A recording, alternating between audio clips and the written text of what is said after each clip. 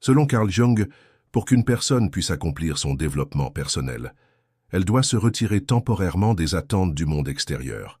Être constamment disponible et répondre constamment aux demandes des autres fait taire sa propre guidance intérieure. Cependant, en prenant du recul, on commence à se transformer soi-même et à transformer le regard des autres. Dans cette vidéo, nous expliquons, du point de vue de Carl Jung, pourquoi parfois être invisible, devenir silencieux et se tourner vers l'intérieur peut être si transformateur, tant psychologiquement que spirituellement. 1. Le pouvoir du silence. Dans un monde où l'esprit humain est en constante interaction, il perd sa propre voix avec le temps. En vivant au milieu de la foule, les sons extérieurs deviennent si dominants que la voix intérieure se réduit à un simple murmure. Selon Carl Jung, la première étape pour atteindre le vrai soi est de faire l'expérience du silence dans son propre espace intérieur en se distanciant de ce bruit extérieur. Le silence n'est pas seulement la rupture du lien avec le monde extérieur, c'est aussi la création d'un espace qui ouvre la porte à l'ouverture vers le monde intérieur et à l'observation de soi en profondeur. Le processus que Jung décrit comme le voyage intérieur ne peut commencer que lorsque l'individu est déconnecté des stimuli extérieurs. Lorsque vous n'êtes pas accessible, c'est-à-dire lorsque vous n'êtes pas celui qui répond toujours, qui est toujours prêt, qui court toujours, le chaos de votre esprit commence à se dissiper petit à petit. C'est un état de simplicité qui vous permet de toucher l'essence de votre être. Le silence exige aussi du courage, car lorsqu'on se tait, on est non seulement seul. Les échos du passé, les émotions refoulées et les conflits non résolus trouvent également un écho dans le silence. Nos côtés obscurs, que Jung appelle ombres, commencent à se révéler dans ce silence. Cependant, pour celui qui perçoit le silence non pas comme une menace mais comme un espace de transformation, cette rencontre est le début de la guérison. Être capable de rester en silence permet à l'esprit de se libérer de son encombrement et de devenir un point focal. L'individu qui se libère des attentes du monde extérieur redéfinit sa propre existence. Il découvre ses valeurs, ses besoins et la personne qu'il souhaite être dans les profondeurs du silence. La vie moderne présente l'accessibilité comme une vertu. Être connecté en permanence, constamment réactif, toujours prêt.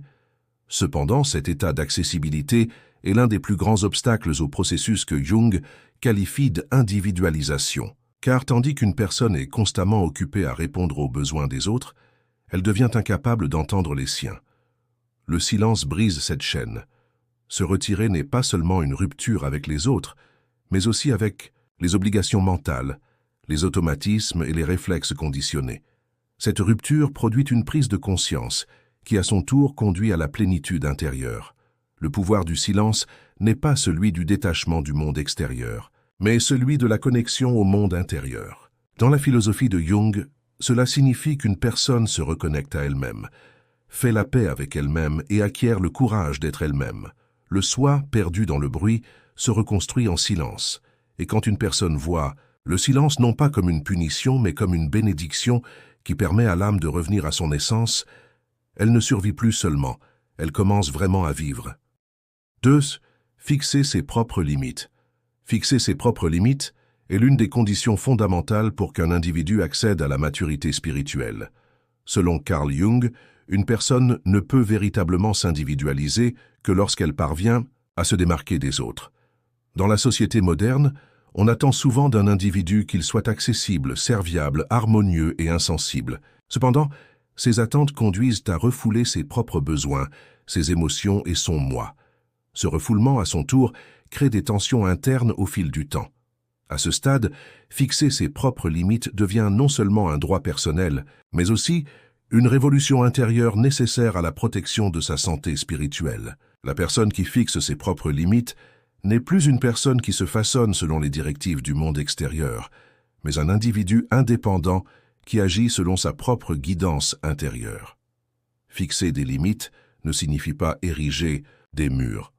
Selon Jung, ce processus ne consiste pas à exclure complètement le monde extérieur, mais à structurer consciemment sa relation avec lui. L'individu qui accepte les demandes des autres sans les filtrer identifie progressivement son identité aux besoins des autres.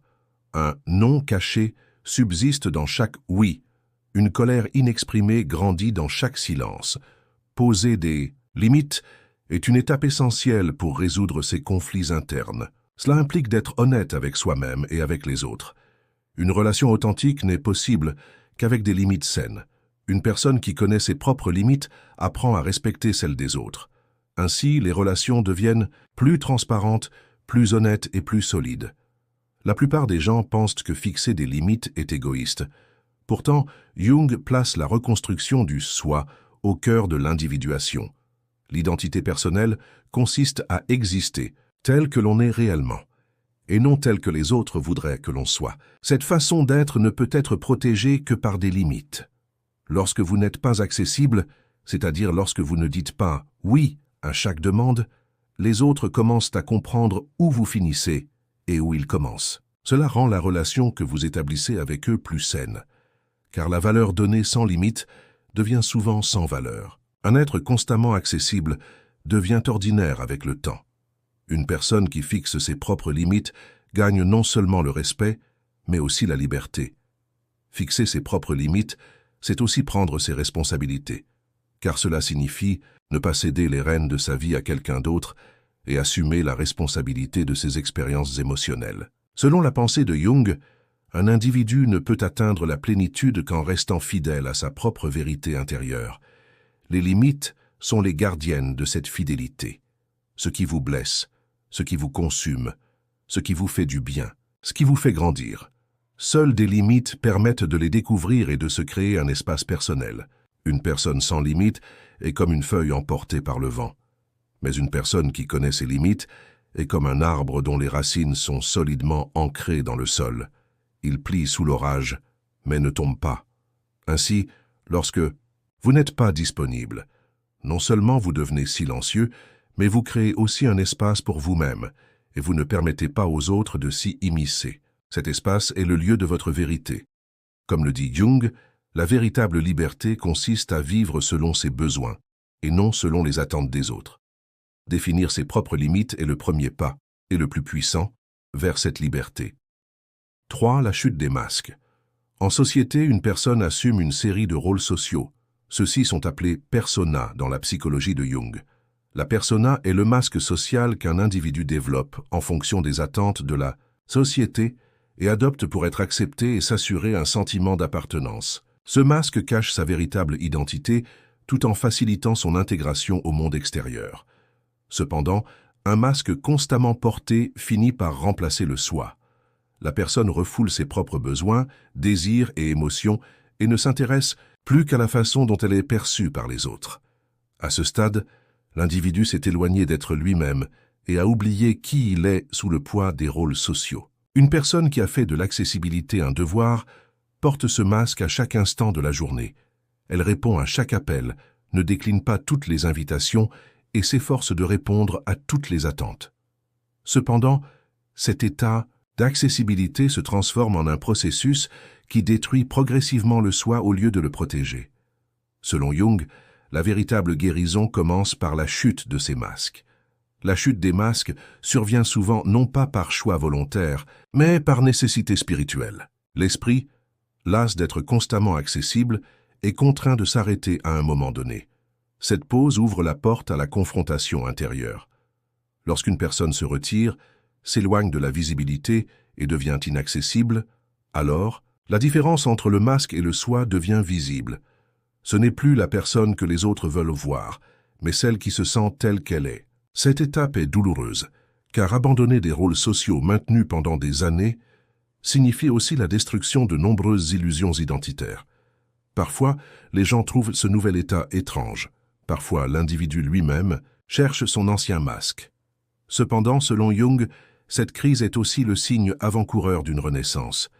Tandis que l'ancien soi artificiel se dissout, le soi authentique, longtemps silencieux, enfoui, commence à parler pour la première fois. Être inaccessible dans ce processus de transformation n'est pas seulement une distance physique, cela exprime aussi une rupture psychologique et émotionnelle. L'individu ne se sent plus obligé de réagir à chaque stimulus. Il refuse d'assumer un rôle dans chaque relation. Il n'existe que dans les situations où il est authentique. Les masques deviennent pensées. le silence prend de la valeur. Car le masque étouffe souvent non seulement la communication, mais aussi la vérité. Les gens n'établissent pas de relation avec vous, mais avec la représentation que vous présentez. Lorsqu'on ne peut vous joindre, la validité de cette représentation disparaît. Les gens commencent à repenser à qui vous êtes. Certains s'éloignent peut-être, d'autres vous remettent en question. Mais les autres n'établissent plus de relation avec vous, mais avec votre vérité. Cela devient un seuil où se tissent des liens profonds et profonds. Dans le voyage intérieur de Jung, tomber les masques signifie aussi se rapprocher de soi, car on ne peut se réaliser soi-même sans s'accepter tel qu'on est. En ce sens, l'inaccessibilité n'est pas une défense, mais une purification. À mesure que l'individu prend conscience de qui il commence à percevoir qui il est plus clairement. Il recherche l'approbation silencieuse du monde intérieur, et non les applaudissements du monde extérieur. Cette nouvelle approche influence profondément les relations, les valeurs et l'orientation de la vie. Tout devient plus simple, plus réel, plus lent, mais beaucoup plus significatif. Car ce n'est plus le masque qui parle, mais le soi qui parle. 4. La montée de l'inconscient. L'une des couches les plus profondes, les plus complexes et les plus transformatrices du système psychologique de Carl Jung est l'inconscient. Au quotidien, la plupart des gens ne se connaissent qu'à travers leurs aspects conscients. Ils prennent des décisions avec leur logique, perçoivent grâce à leurs observations et construisent une identité à partir de leurs souvenirs. Cependant, l'âme humaine n'est pas seulement la partie visible de l'iceberg. Les parties invisibles, refoulées, oubliées ou jamais remarquées, sont enfouies dans l'inconscient. Être accessible, vivre en harmonie avec le monde extérieur, éloigne l'individu de ses profondeurs. Car se concentrer constamment sur les besoins d'autrui équivaut à refouler sa propre réalité intérieure. Cependant, lorsqu'une personne se retire et devient inaccessible, le bruit mental diminue et la première chose qui commence à faire surface est l'inconscient. Cette montée est, en quelque sorte, l'ouverture des portes du monde intérieur. Lorsque le lien établi avec le monde extérieur se relâche, les symboles intérieurs, les ombres et les désirs oubliés commencent lentement à parler. La montée de l'inconscient s'accompagne souvent non pas de paix, mais de chaos. Car il n'y a pas que des beautés refoulées, mais aussi des souffrances, des peurs et des désirs déformés niés. Le concept jungien de ombre est ici déterminant. L'ombre est la somme des aspects que l'individu ne s'attribue pas, qu'il rejette car non conforme aux normes sociales. Cette ombre parvient à se dissimuler tant que nous sommes accessibles, car s'adapter à l'extérieur facilite le déni de l'obscurité intérieure. Cependant, lorsque l'individu se replie sur lui-même et s'enfonce dans le silence, cette ombre ne peut plus être dissimulée. À mesure que l'inconscient s'élève, l'individu rencontre des émotions, des peurs et des désirs qu'il n'avait pas affrontés auparavant. Cette confrontation peut être douloureuse, mais la véritable transformation commence après cette étape. Lorsqu'une personne peut s'approprier tout ce qui lui appartient, non seulement le beau mais aussi l'obscur, elle commence à intégrer. Ce processus déclenche également l'émergence de la créativité et de l'intuition intérieure. L'ascension de l'inconscient n'est pas seulement l'émergence d'ombres, mais aussi l'émergence de potentiels inconnus, de sagesse intuitive et de puissance créatrice. Selon Jung, l'inconscient est non seulement pathologique, mais aussi inspirant. Archétypes, rêves, symboles et images mythologiques y vivent. Lorsqu'on est inaccessible, c'est-à-dire lorsqu'on se soustrait au rythme du monde extérieur, ces images archétypiques commencent à se manifester à travers des rêves, des voix intérieures et des associations symboliques. C'est un seuil où l'individu se connecte non seulement à sa propre vie, mais aussi à l'inconscient collectif. Il commence alors à porter les traces non seulement de ses propres expériences, mais aussi de la mémoire ancestrale de l'humanité. Cela ouvre une nouvelle dimension de maturité spirituelle et de quête de sens. L'élévation de l'inconscient joue un rôle central dans la construction du soi. Car on ne peut être véritablement soi-même que si l'on fait remonter à la surface ses pensées refoulées et que l'on établit une relation consciente avec elles. Selon Jung, le processus d'individuation consiste à affronter l'ombre et à l'intégrer à la personnalité consciente. Cette intégration est possible non pas en gagnant l'approbation du monde extérieur, mais en reconnaissant et en acceptant son monde intérieur. Être inaccessible offre le silence et la profondeur nécessaires à ce voyage. Un esprit constamment exposé aux stimuli extérieurs ne trouve pas le temps d'écouter les murmures intérieurs. Mais dans la solitude, lorsque les voix exigeantes du monde extérieur se taisent, la véritable voix intérieure commence à se faire entendre. C'est alors que l'on commence à comprendre non seulement ce que l'on vit, mais aussi pourquoi. 5. L'attitude des autres évolue. En tant qu'être social, une personne se définit non seulement par son propre regard, mais aussi par les réactions et les comportements des autres. Comme l'a également souligné Jung, si une partie du soi se façonne dans son monde intérieur, l'autre partie est nourrie par des réflexions sociales. Cependant, ces réflexions mutuelles sont souvent façonnées par les attentes des autres plutôt que par les besoins intérieurs de l'individu. Plus une personne est accessible, plus son entourage est exigeant, développe des habitudes et se soucie moins de ses limites. Cette accessibilité crée une zone de confort, non pas pour vous, mais surtout pour ceux qui vous entourent.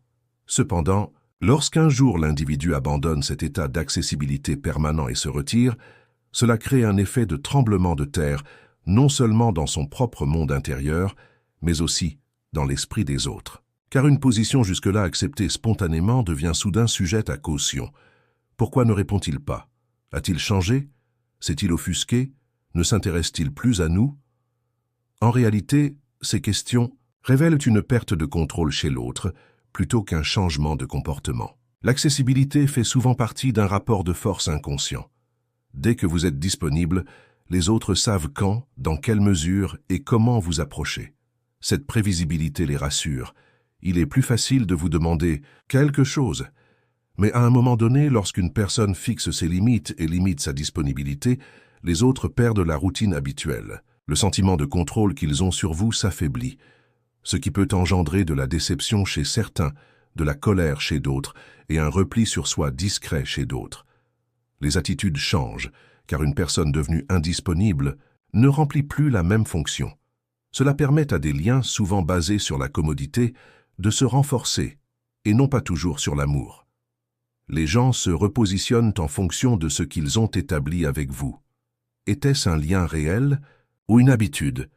Ce processus entraîne une élimination nécessaire de certaines relations, car lorsque vous êtes constamment disponible, les gens commencent à vous voir comme quelqu'un qui est toujours là. C'est une forme d'invisibilité. Vous êtes là, mais inaperçu. Jusqu'au jour où, lorsque vous n'êtes plus disponible, les autres commencent à ressentir le poids réel de votre absence. Certains perçoivent votre valeur pour la première fois, tandis que d'autres ne ressentent que la perte du bienfait que vous leur apportez. Cette distinction révèle la nature de la relation dans toute sa nudité. À l'instar du processus d'individuation de Jung, il s'agit aussi d'une purification. Ceux qui vous voient vraiment sont séparés de ceux qui ne reçoivent que quelque chose de vous. Les attitudes changent parce que vous avez changé. Ce changement vous fait découvrir un autre monde, non seulement en vous-même, mais aussi aux yeux des autres. Parfois, l'inaccessibilité inculque la peur de vous perdre, car une personne toujours accessible est souvent sous-estimée. Lorsque vous vous retirez, les autres commencent à ressentir le vide de votre existence. C'est alors que vous saisissez votre véritable valeur. Cependant, cette prise de conscience ne suscite pas toujours de réaction positive. Certains tentent de vous rappeler par la manipulation, tandis que d'autres associent votre changement à leurs propres défauts et se mettent sur la défensive. Ces réactions révèlent non seulement qui vous êtes, mais aussi qui ils sont. Dans l'approche psychodynamique de Jung, il s'agit du processus par lequel l'individu se débarrasse des projections des autres. On n'est plus défini par le « vous » dans l'esprit des autres, mais par soi-même. Cela peut être à la fois libérateur et isolant, mais la construction de relations authentiques commence après cette séparation. 6. Découverte de la puissance intérieure. Selon Carl Jung, la plus grande puissance d'un individu ne provient pas de sources extérieures, mais des réalités auxquelles il est confronté dans son propre monde intérieur. Cependant, les gens modernes ont souvent du mal à prendre conscience de cette puissance intérieure, car ils dirigent constamment leur énergie mentale et émotionnelle vers l'extérieur, c'est-à-dire vers les attentes, les exigences et l'attention des autres. Être accessible est en ce sens une forme de perte d'énergie intérieure. Une personne constamment connectée a la responsabilité de répondre rapidement aux besoins des autres et, avec le temps, érode ses propres limites émotionnelles. Cependant, lorsqu'une personne devient inaccessible, c'est-à-dire qu'elle se retire dans le silence et la solitude, le bruit du monde extérieur diminue et un voyage vers les profondeurs de son monde intérieur commence. Ce voyage est un éveil intérieur, où l'individu rencontre des aspects qu'il ignorait jusqu'alors et se retrouve seul avec lui-même. La graine de la puissance intérieure s'épanouit précisément dans cette solitude. Lorsque l'on n'est pas accessible, le besoin d'approbation, d'attention ou de direction extérieure diminue progressivement. Cela signifie que l'individu commence à fonder sa propre estime de soi, non pas sur des facteurs extérieurs, mais sur sa stabilité intérieure. La force intérieure ne se mesure pas seulement à l'endurance physique ou aux capacités mentales. La véritable force intérieure réside dans la capacité à supporter ses émotions, à affronter ses peurs et à poursuivre son existence sans s'effondrer lorsqu'on est laissé seul. C'est précisément ce processus que Jung appelle l'individuation. Une personne découvre son véritable moi en se débarrassant des masques imposés par la société et en s'enracinant en elle. Cela n'est possible que par une découverte introvertie. Lorsqu'une personne limite ses connexions extérieures, lorsqu'elle choisit d'être inaccessible, elle retire les énergies dispersées provenant de l'extérieur et commence à les capter en elle-même. Ainsi, l'équilibre intérieur se construit indépendamment des conditions extérieures. La force intérieure se révèle particulièrement dans les moments de crise ou de solitude, car dans ces moments, la personne est privée de soutien et doit penser, ressentir et décider par elle-même. Être inaccessible revient en réalité à plonger volontairement l'individu dans cette zone de crise. Cependant, ce retrait volontaire ne consiste pas à rejeter le monde extérieur, mais à découvrir le monde intérieur. Comme Jung le souligne fréquemment dans ses analyses, il est nécessaire de faire la paix avec ses côtés sombres et de reconnaître sa propre force intérieure. Une personne inaccessible se libère des distractions créées par les exigences extérieures et peut diriger son énergie mentale vers des pensées plus profondes, une production créative ou des découvertes spirituelles. Cela lui permet de dépasser l'existence ordinaire et d'établir sa propre structure intérieure. Désormais, la personne ne se contente plus de répondre aux exigences du monde extérieur. Elle est le guide de son monde intérieur, le gestionnaire de ses émotions et un marcheur conscient du chemin de la vie. La véritable force intérieure vient d'une volonté libérée des dépendances. Une personne qui a constamment besoin de l'appréciation, de l'approbation ou des conseils des autres s'éloigne de sa propre voie intérieure. Cependant, lorsqu'elles deviennent inaccessibles, ces liens extérieurs se relâchent et la personne commence à prendre ses propres décisions. Cela renforce également sa confiance en soi.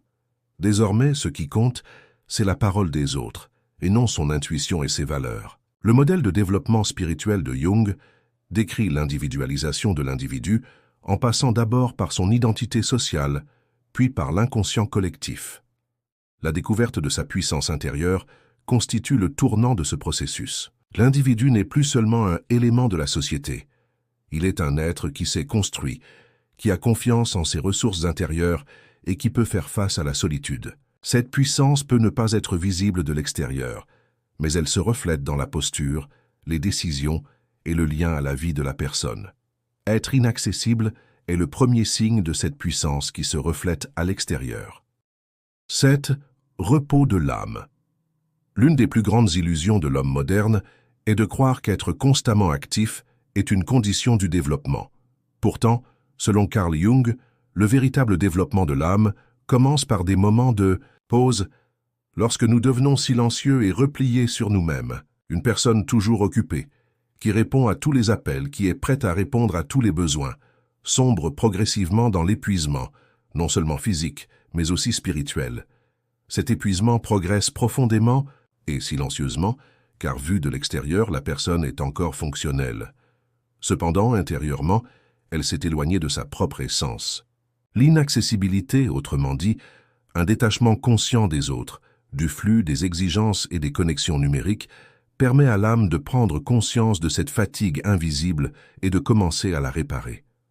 À ce stade, être seul n'est plus une obligation, mais un besoin spirituel. Dans ce vide où l'esprit est silencieux, où les bruits extérieurs s'atténuent et où le temps s'étend, l'âme retrouve sa place. Le repos de l'âme se cache non seulement dans le silence, mais aussi dans la libération de la pression des exigences extérieures. Aujourd'hui, la solitude est souvent associée au vide, à l'abandon ou à l'échec. Mais du point de vue de Jung, ce vide est en réalité rempli de potentiel.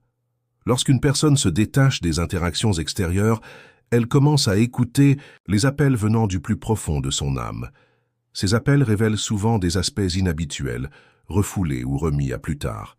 Peut-être une créativité longtemps tue, un rêve d'enfance ou un nœud émotionnel non résolu. Lorsque vous n'êtes pas accessible, l'âme trouve l'occasion de les révéler. C'est une forme de purification, de simplification et de restructuration. Au lieu de laisser le monde extérieur vous définir, c'est l'occasion de redéfinir votre moi intérieur. Et seule une âme apaisée peut réaliser son véritable potentiel. Lorsque vous portez constamment votre attention sur le monde extérieur, votre énergie spirituelle se disperse. Chaque appel, chaque message, chaque interaction sur les réseaux sociaux fragmente votre esprit. Au bout d'un moment, vous avez du mal à vous concentrer et vous vous sentez incohérent dans vos décisions. Mais lorsque vous n'êtes pas accessible, cette énergie ne s'échappe pas. Elle commence à s'accumuler et à s'intensifier intérieurement. Cette accumulation permet à l'âme de retrouver son rythme naturel. Lorsque l'esprit s'apaise, l'âme commence également à respirer à son propre rythme. Ce processus permet à l'individu de prendre conscience de ses besoins, et non de ce qu'il devrait faire. Le silence intérieur accroît la capacité de l'âme à entendre ses véritables besoins. Peut-être simplement se reposer, produire quelque chose, ou faire la paix avec le passé. Ces besoins se manifestent non pas par des voies extérieures, mais intérieures. Le repos de l'âme s'accomplit grâce à cette harmonie intérieure, l'individu faisant la paix avec lui-même. Dans les théories de Carl Jung, le repos de l'âme est en réalité considéré comme la période sombre précédant une renaissance. Cette période est une phase où le progrès extérieur s'arrête, mais où des transformations profondes se produisent intérieurement. Prenons l'exemple de la nature. Tandis que la graine attend silencieusement sous la terre, aucun mouvement n'est observé à la surface. Mais dans ce silence, les racines prennent racine. Une force intérieure se forme. L'âme se restructure de la même manière lorsqu'elle se retire dans le silence. Les émotions se purifient, les pensées s'éclaircissent et la perspective s'approfondit. Cette transformation est invisible à l'œil nu, mais elle se manifeste clairement dans la vision de la vie, des relations et des choix. Le repos de l'âme n'est pas une pause, mais un processus conscient de repli sur soi. Les vies qui s'écoulent sans expérimenter ce processus restent superficielles. Cependant, l'action qui suit ce repos est beaucoup plus radicale, déterminée et authentique. 8. Retourner avec un nouveau soi. Être inaccessible ne signifie pas seulement une rupture temporaire avec le monde extérieur, c'est aussi s'engager dans un processus de renaissance intérieure. Dans la théorie psychologique de Carl Jung, ce processus correspond à la dernière et plus puissante étape de l'individualisation. Lorsqu'une personne s'éloigne progressivement de sa personnalité superficielle, c'est-à-dire de l'état approuvé par la société et reconnu par les autres, une transformation s'amorce dans son monde intérieur, progressant silencieusement, mais profondément. Si l'âme s'est reposée, l'esprit a été purifié et l'inconscient a été confronté, la personne est désormais libérée de tous les rôles et masques qui ne lui appartiennent pas. Ce qui émerge alors est un nouveau soi. Ce soi est une forme d'existence façonnée par la perspicacité, modelée par l'expérience, et qui a appris à écouter sa propre voix intérieure. L'individu qui limite son accessibilité se retire, dans le silence et embrasse la solitude, revient non seulement reposé mais aussi transformé. Le nouveau soi dépasse les faiblesses, les obsessions ou les attentes passées, façonnées par les réflexions des autres. La personne sait désormais ce qu'elle veut et pourquoi. Ils peuvent sans crainte laisser derrière eux ce qu'ils ne veulent pas. À ce stade, l'individu n'est plus celui qu'il devrait être aux yeux des autres, mais celui qu'ils aient en accord avec l'appel de son âme. Selon Jung, ce soi est un être qui a affronté ses ombres et les a intégrées à sa personnalité, consciente. Ainsi, le nouveau soi qui émerge du silence est plus sage, plus équilibré et plus déterminé. Car il n'est plus ballotté dans le chaos du monde extérieur, mais quelqu'un qui s'appuie sur sa propre vérité intérieure. Les interactions externes existent toujours, bien sûr, mais elles ne déterminent pas l'orientation, mais simplement le prolongement naturel de l'existence dans l'environnement extérieur. Le monde intérieur ne façonne plus l'extérieur.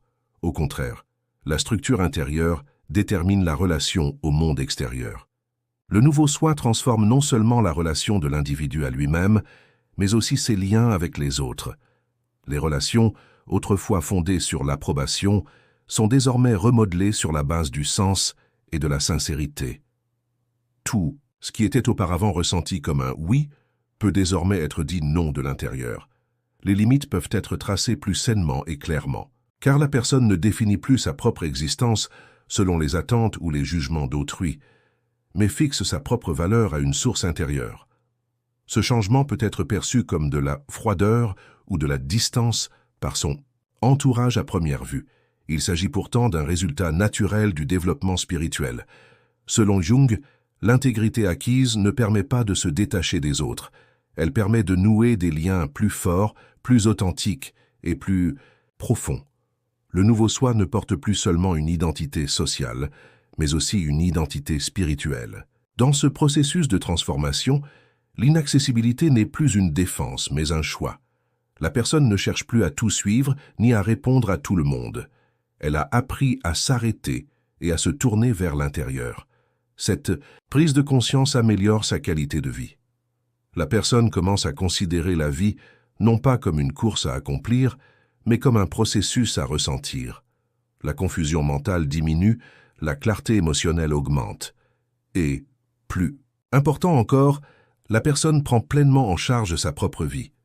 C'est la forme de liberté la plus simple et la plus puissante. Dans le cheminement d'individualisation de Jung, la personne finit par retrouver le chemin de la vie où elle a tracé son propre destin, fait la paix avec ses propres ombres et porté sa propre lumière. Cette transformation qui survient lorsqu'elle est inaccessible se manifeste par une existence complètement différente une fois atteinte, plus authentique, plus paisible, plus complète. Dans cette vidéo, nous avons expliqué du point de vue de Carl Jung pourquoi être invisible, se taire et se replier sur soi est parfois transformateur, tant psychologiquement que spirituellement. N'oubliez pas de vous abonner à notre chaîne. Pour plus de contenu, si vous souhaitez nous soutenir en payant, vous pouvez devenir membre en cliquant sur le bouton « Rejoindre ». À bientôt pour notre prochaine vidéo. Merci.